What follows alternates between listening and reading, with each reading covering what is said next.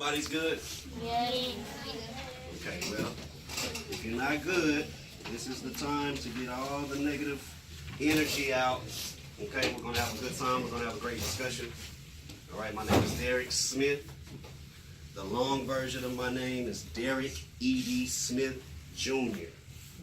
Okay, that's the long version of my name. Okay.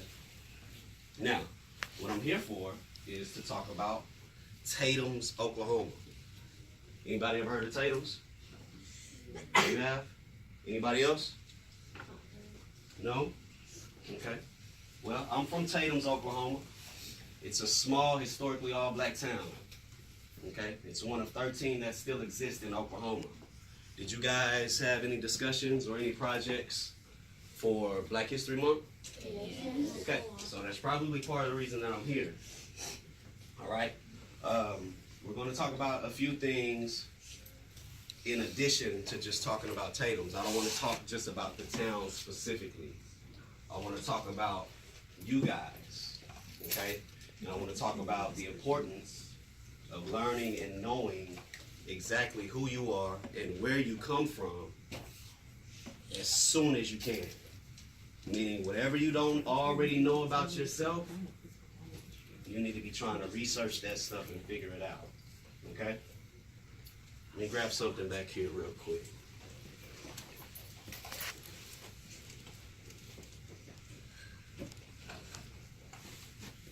By show of hands, raise your hand if you ever heard of the term or know what a key to a city is. Key to the city, like somebody got the key to the city, or the mayor gave somebody the key to the city. Okay. You know? Okay, well hold this for a second. And just hang on to it until I ask you to pass it to somebody else. Hold that. In fact, tell your classmates what it says on there. Key to the city. What city?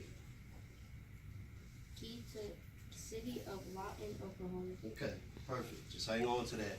Don't let anybody else touch it unless they answer a question and I tell them you can pass it. It's okay to pass it. Okay? So, again, I'm from Tatum's, Oklahoma, but I also grew up in Lawton. Okay? I grew up on the south side of Lawton. I actually went to Edison in 4th grade.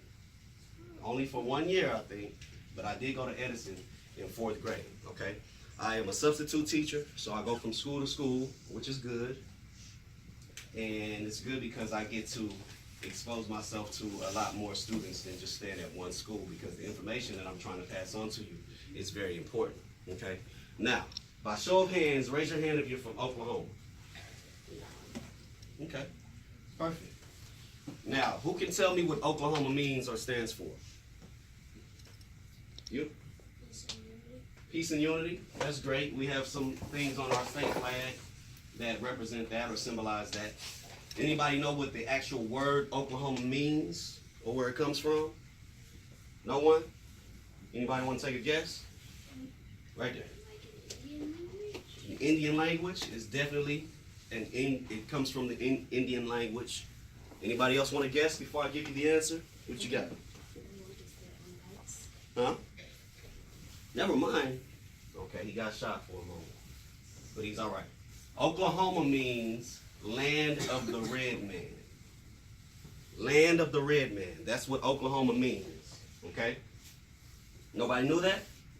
Perfect. I already taught you something. Land of the red man. So, would you guys agree that Oklahoma is known for having Indians? Yes. Or Indian tribes? Yes. Raise your hand if you're Native American or if you're from an Indian tribe. 1, 2, 3. Raise your hand if you think so, but maybe you really don't know. Okay, so that's part of what I want you to try to determine when you leave here. Because if you're from Oklahoma, there's a very, very large chance that you are Native American. Okay?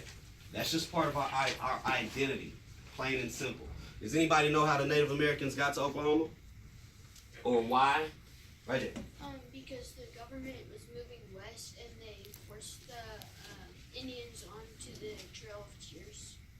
Bingo. Right on the money. Perfect. Anybody want to add to that? They were moving west. What is that called? Is it called westward expansion? No. Westward expansion. All right, it's called westward expansion. Okay, so there were 5 main tribes, right, that they sent on the Trail of Tears. Who can name all 5 of those tribes? They're called the 5 civilized tribes. Who can name them? Anyone? You got it? Just name one if you got one. Comanche. Comanche's one? No, Comanche's not one. Sorry, not of the 5 civilized. There's lots of tribes. There's actually 39 registered tribes that have been removed from their homelands and placed in Oklahoma. But they're not one of the 5 civilized. I'll give you another shot. Go ahead. Choctaw is one of them, most definitely. We got one. What we got there? Cherokee. Cherokee is 2. There's more. Right there. Chickasaw. Chickasaw. That's 3. What are we missing? Mohawks? No. It's kind of cool. All of them almost sound like they start with the letter C. Except one of them doesn't. There's 2 more. Right in the back there. So what's that? No. Apache? No. Go ahead. Kiowa. Kiowa? No. Is that all the guesses? We got Creek. What you got? And the Seminoles. Cherokee, Chickasaws, Creeks, Seminoles, and what did I leave out? Choctaw. Right there. Okay? So, I am a by-blood member of the Chickasaw Nation. I'm a Chickasaw citizen. Do I look like I'm a Chickasaw citizen? No. What does a Chickasaw citizen look like?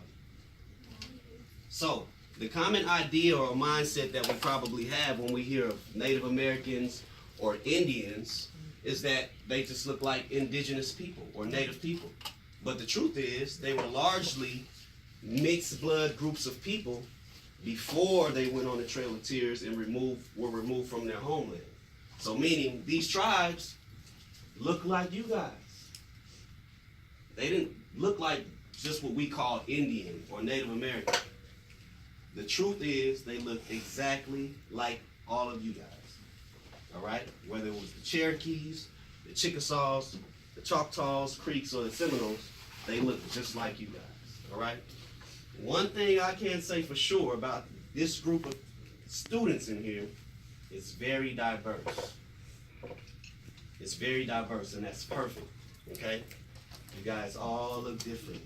Different shades of colors, different hair textures. All right? That's what I love about a school. Okay? The reason is because we have this thing called racism. Raise your hand if you ever heard of racism. So, this whole racism thing, sometimes, along with our history and our background, raise your hand if you ever heard of slavery. Sometimes it doesn't make it so easy for us to talk about our race. For instance, I'm a substitute teacher, right? So if I don't remember a kid's name, I might say, you talking about the white kid? Or the Asian kid that was here yesterday but he's not here today? And the class will say, ooh, or oh. But God didn't create all of us exactly the same for a reason. So, it shouldn't be hard to talk about our identity and who we are. In fact, that is important. And what I want you to know, the more that we know about each other, where we come from, where our ancestors lived, the more that we know about each other, the more compassion we will start to have for one another. And when I say the more we know about each other, I'm talking about the truth, what we know to be the truth about each other. Because there's these things called stereotypes and perceptions, okay? That the world or the racism in the world has tried to put it in your mind that a certain group of people do certain things, or they're a certain way, or they're evil, or they're bad. Most of the time because of the color of their skin, okay? So, you need to know that it's okay to identify and recognize your differences, okay? That's very important that you guys get to know that. You know why? Because you guys are going to end racism.